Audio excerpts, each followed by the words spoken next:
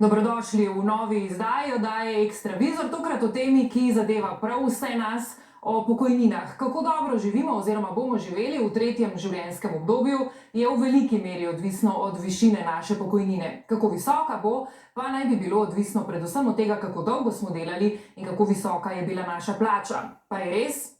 Po drobnogled smo vzeli naš pokojninski sistem in v njem našli marsikaj, kar tja ne sodi, od socialnih pomoči do različnih privilegijev. Več kot 40 kategorij pokojnin imamo, ki niso v celoti pokrite iz vplačanih pokojninskih prispevkov.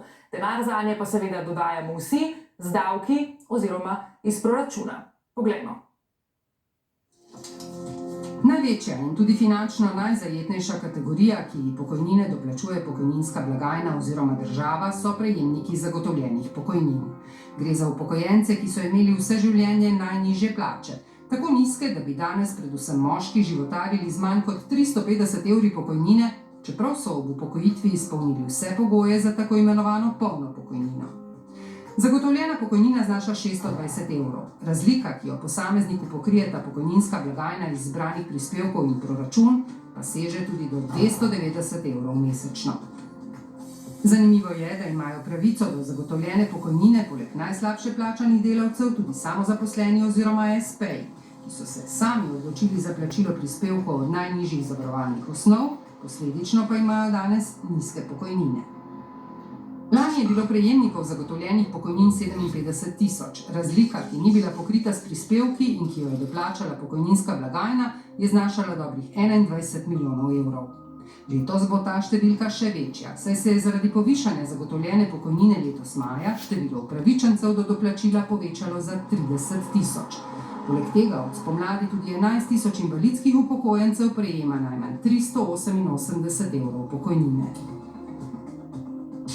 Še več, skoraj 28 milijonov evrov in pol je proračun lani prispeval k pokojninam okoli 4400 nekdanjih pripadnikov JLA. Ti so po letu 1973 pokojninske prispevke vplačevali v Beograd. Obveznost za izplačilo teh pokojnin je Slovenija prevzela z ustavnim zakonom ob osamosvojitvi, se pa še danes upokojujejo posamezniki, ki so nekoč pripadali JLA in ZPIZ ta čas lahko priznaval pokojninsko dobo. Da so JLA pokojnine v povprečju precej višje od ostalih, nekdanji častnik JLA pripisuje višji izobrazbeni strukturi in višjim plačam. Vedno so nihali. Enkrat je bilo več, enkrat je bilo manj. Naprimer, opazili smo zadnjo leto pa pol pred agresijo. To smo vsi občutili, je vojska enormno povečevala, plače, da bi pač vzdignila moralo za tista dejanja, ki jih je kasneje storila. Za razliko od nekdanjih pripadnikov JLA se pripadniki Slovenske vojske upokojujejo po enakih predpisih kot vsi državljani. Veterani pa imajo priznano posebno dobo za čas sodelovanja v vojni za Slovenijo. Vendar je tukaj ena zanka, ki nam pravzaprav veteranom niža odmerno stopnjo. Namreč za dodatno dobo, po to posebno dobo, nam država ni plačala posebej prispevkov. In v primeru, da to uveljavljamo in namesto da tistih, 14 dni oziroma maksimalno 23 dni oddelamo, gremo teh 23 dni prej v pokoj, nam država pravzaprav vzame 3% pri odmeri dohodnine in to trajno do konca življenja. Naprej, pokojnine udeležencev NOB so po obsegu doplačil četrte po vrsti. 10,4 milijona evrov je država lani dodala k pokojninam 6828 upravičencev do borčevskih pokojnin. Tudi njihove pokojnine so v povprečju višje od ostalih. Večina prejemnikov starostne in invalidske pokojnine dobiva do 1000 evrov, 25 pa je takih, ki imajo več kot 2000 evrov pokojnine. Zanimivo je, da so med prejemniki borčevskih pokojnin trije rojeni leta 1938. To pomeni, da so bili med vojno stari od 3 do 7 let. In še med vsemi prejemniki borčevske pokojnine je bilo decembra le še 1418 neposrednih udeležencev NOB. Več kot 3-krat več pa je bilo prejemnikov vdovske oziroma družinske pokojnine.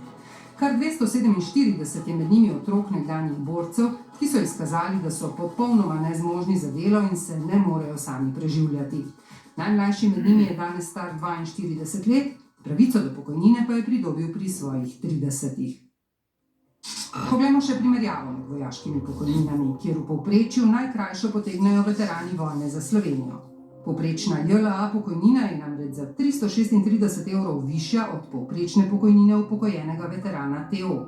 Še večja je razlika pri minimalni pokojnini. JLA-jevska dosega 8-kratnik veteranske. Povprečna borčevska in veteranska pokojnina sta primerljivi. Na drugi strani je prejemnik najvišje pokojnine veteran osamosvojitvene vojne, 500 evrov nižja je najvišja borčevska pokojnina, 600 evrov nižja pa je najvišja JLA pokojnina. Najvišji odstotek doplačil glede na vplačane prispevke pokojninska blagajna oziroma država izplačuje upokojenim kmetom. Natančnega podatka, za koliko kmetom in skupnih sredstev gre, SPIZ niti nima. Kmetje so lahko zavarovani na različne načine, kar dela sistem zapleten in nepregleden. Ob tem, da ni niti enotnega podatka o tem, koliko v Sloveniji kmetov sploh je, saj od kmetijskega ministrstva do statistike vsaka inštitucija kmete šteje po svoje. Tako je po podatkih SURS-a registriranih samozaposlenih kmetov okoli 21 tisoč, po tistih finančne uprave pa polovica manj. 10.500 kmetom, ki so obvezno ali prostovoljno zavarovani, država plačuje tudi pokojninske prispevke, ki jih zaposlenim plačuje delodajalec. Teh je bilo lani za 9 milijonov evrov. In tu naletimo na naslednji problem. Čeprav bi po zakonu izpred 9 let kmetijsko ministrstvo moralo določiti, katerim od teh več kot 10.000 kmetov naj država plačuje prispevke, se to do danes ni zgodilo. Tako jih še naprej plačuje vsem. In nič ne kaže, da bi se v bodoče kaj spremenilo. Trenutna situacija na kmetijskih gospodarstvih zagotovo ne omogoča dodatnih davčnih obveznosti ali kakršnihkoli prispevkov. Kolikor bo gospodarska, ekonomska situacija na kmetijah podobna kot je v teh zadnjih letih, še posebej po tem trenutku, zagotovo ne bo šla sprememba v smeri, da bi nalagali kmetijskim gospodarstvom dodatne finančne obveznosti, torej bomo iskali nek podoben model, neko podobno shemo, kot je tudi v tem trenutku. Seznam prejemnikov pokojnin, ki niso v celoti pokrite z vplačanimi prispevki, je dolg. 52 je različnih skupin, ki jim država plačuje dodatke k pokojninam. Popravlja krivice, nagrajuje, plačuje odškodnine ali bonitete. Od taboriščnikov, zapornikov, delavcev z azbestom, rudarjev, do funkcionarjev nekdanje Jugoslavije, verskih uslužbencev, ki pred letom 1983 niso smeli biti zavarovani, ali pa administrativno upokojenih policistov in sodnikov. Plačuje tudi prispevke za že omenjene kmete, invalide, prve zaposlitve, starejše delavce. Za vse te dodatne obveznosti, ki jih je prevzela država, je proračun lani doplačal slabih 257 milijonov evrov. Potem pa so tu še neplačani prispevki v pokojninsko blagajno. Samo lani jih je bilo za 25,6 milijona. V celoti pa ta dolg znaša že 178 milijonov evrov. V zadnjih 7 letih je finančna uprava zoper neplačnik prispevkov za socialno varnost vložila 290 kazenskih ovadb, samo letos 24. Ali je kdo od ovadenih dolg na to poravnal, pa ni znano, ker FURS tega ne vodi. Kot so zapisali, pred kamero namreč niso želeli, namen vlaganja kazenskih ovadb ni izterjava dolga, pač pa ugotavljanje morebitne kazenske odgovornosti neplačnikov. Kako uspešni so pri kazenskem pregonu neplačnikov socialnih prispevkov, ne vedo natančno niti na tožilstvu. Ogromno ovadb pa zavržejo. Število zavrženih je preveliko. To je res zaskrbljujoče in iščemo tudi razloge, kaj bi bilo. Na naši strani je, tudi ugotovitve so bile, da so v mnogih primerih preuranjeno zavržene, da bi se dalo jih dopolniti preko policije ali preko drugih institucij in bi bile potem tudi sposobne za obravnavo. In tako državni proračun, poleg tistih neposrednih plačil za 250 milijarde evrov, vsako leto pokojninski blagajni pokrije še blizu milijarde evrov primanjkljaja.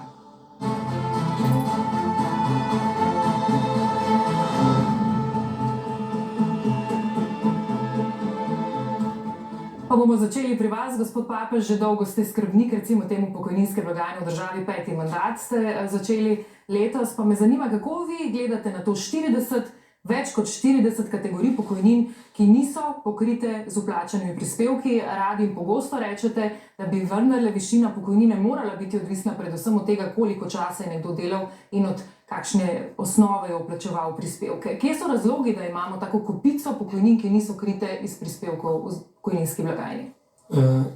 Ja, res je to, ampak če se vrnem nazaj 10 in več let, danes ste povedali 257 milijonov, je bilo leta 2020, je bilo že preko 400 milijonov.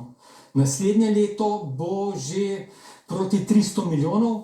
V prispevku je bilo omenjeno zagotovljena pokojnina, ko se je zdaj še povečala in bo že preko 40 milijonov.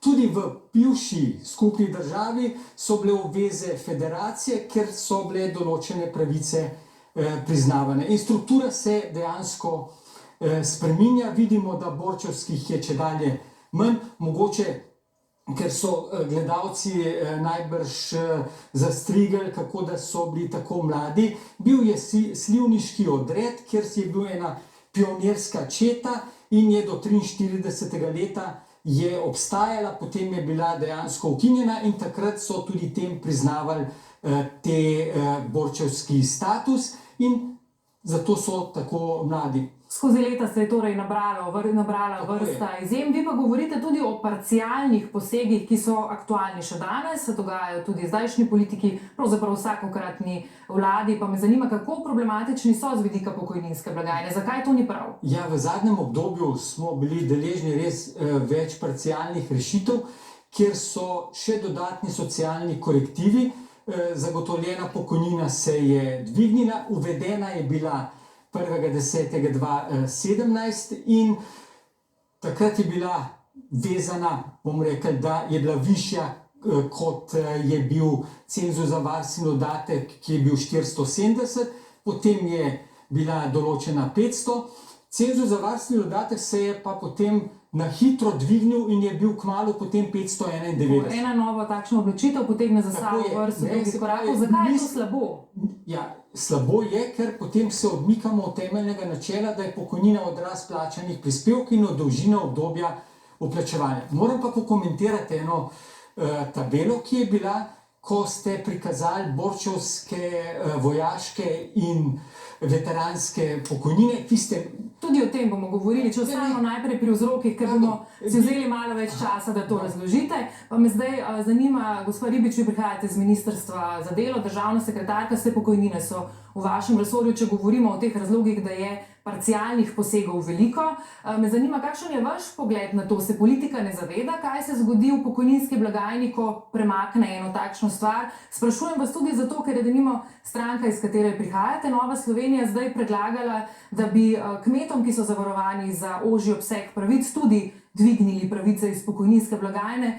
Če se ne motim kar zajetno, pravzaprav so vplačali okoli 140 evrov, zdaj pa bi jim vi iz 280 pokojnine zvišali na 388. To vendarle ruši neka načela pravičnosti in to načelo, o katerem govori gospod Papež, toliko dobiš, kolikor si vplačal. Ja, mi se zavzemamo za sistemske rešitve. Vendar moramo pa vedeti, da ljudje že zelo dolgo, določene skupine ljudi že zelo dolgo čakajo na te sistemske rešitve. In to je bil tudi razlog, da so se že v preteklosti izvajale te parcialne rešitve. Težko je reči določeni skupini ljudi, ki bi jim pripadala višja pokojnina, dajte počakati še leto, dajte počakati še 2 leti, če na to čakajo že 10 let.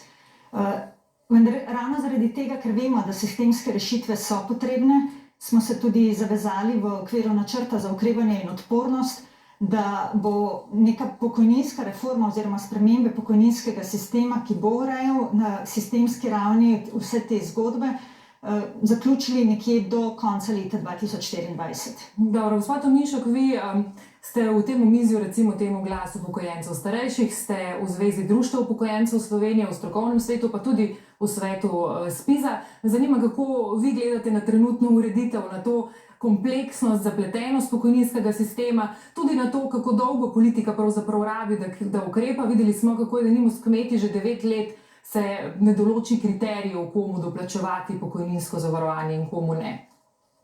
Jaz bi uvodoma poudarila, da naj bi se politika v prihodnje v stvarnosti zavedala to, kar nenehno deklarira, in to je, da smo pravna država. In da moramo zaupati stroki. To ravno te dni ob tolikih novelah, kot jih imamo, poslušamo. Jaz bi najprej takole rekla. Veste, vi ste prikazali v tabeli res preko 40 takih, ki jim država doplačuje, pa vendar bi rada povedala. ne pozabiti, da je del teh še iz časa, oprostite, ko smo bili v SFRJ, se pravi daleč nazaj. In zdaj bom jaz nekoga vprašala z vidika pravne države, ali smo. Drugo je ustvarjanje novega sistema oziroma reforma sistema, ali si to lahko ob tem, ko nenehno deklariramo, da moramo spoštovati pravo in pravno državo in ustavo, da delamo take posege, kot bi jih nekateri želeli. Zdaj bom jaz odgovorila morda ali pa komentirala izvajanje gospe Ribičeve ravno glede kmetov.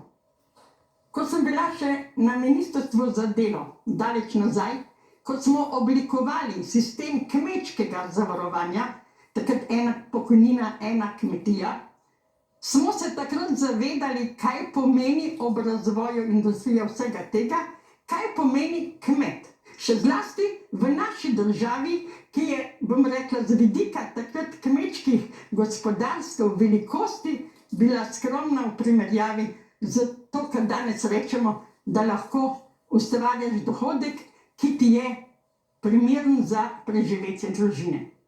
In meni se ne zdi nič narobe, da smo takrat in tudi zdaj deloma še sofinancirali z namenom, da ohranimo.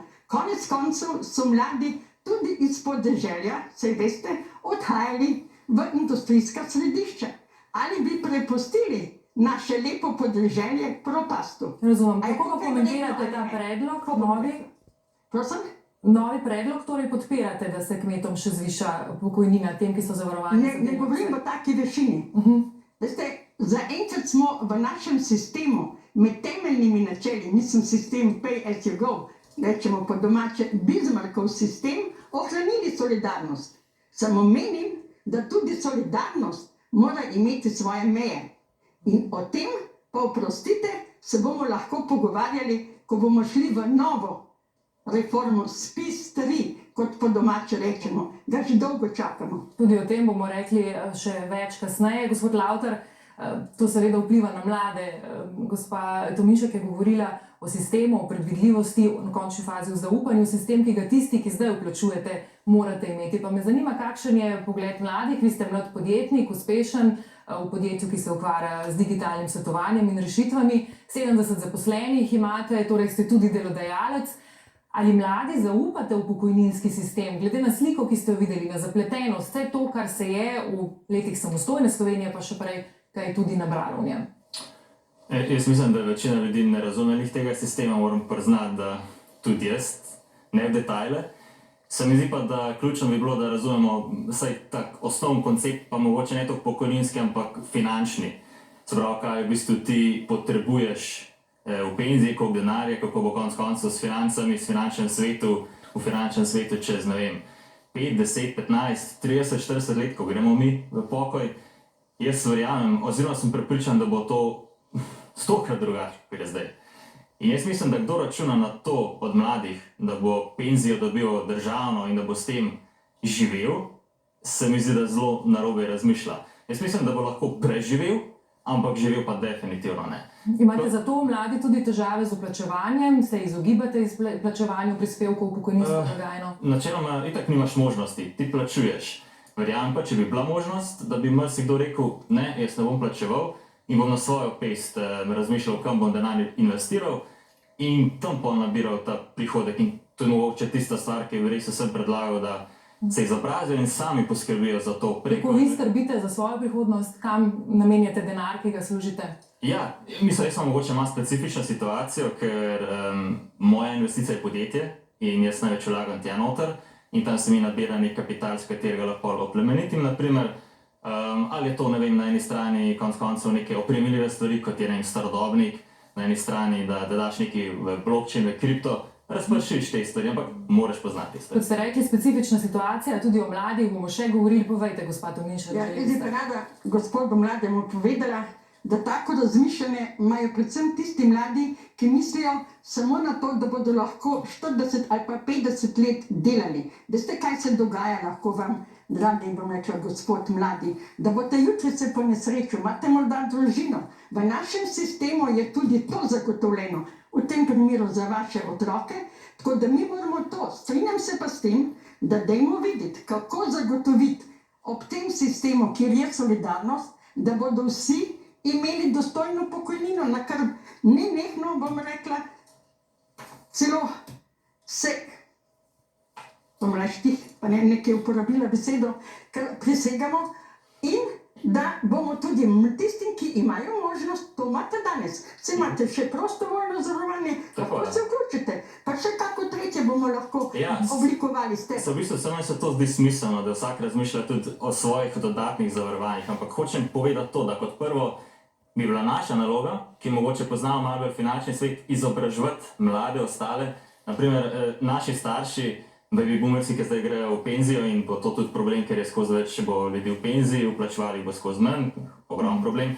Če bi mladi, mislim, če bi naši starši razumeli finance, finančni sistem in nas izobraževali, ali pa sistem, da nas bi o tem izobraževal, bi bilo čisto drugače, bi vsak drugače razmišljal. Treba je imeti vizijo, ne? Absolutno. Gospod Ivanc, v gospodarstvu to radi rečete, brez dolgoročne vizije ni uspeha, ne vemo, kam gremo, dogajajo se parcialne rešitve, ki ne vodijo nujno do dobrega cilja. Kako vi gledate na pokojninsko blagajno, kakršna je, in na upravljanje z njo?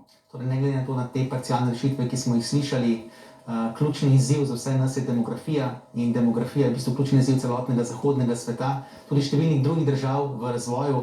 Torej, težavo imamo, ker je pač čedalje več prebivalstva odvisnih, sistem imamo, kot že rečeno, pay as you go, financira se pretežno z vplačenimi pokojninskimi prispevki. Razmerje med zaposlenimi in upokojenimi je zdaj že 1:1,5, ne? Torej en delavec in pol delata za eno pokojnino. Tako in to razmerje je slabše kot v državah OECD, na drugi strani se pa tudi nekoliko prej izstopamo iz trga dela, nekoliko pozneje mladi vstopajo na trg dela.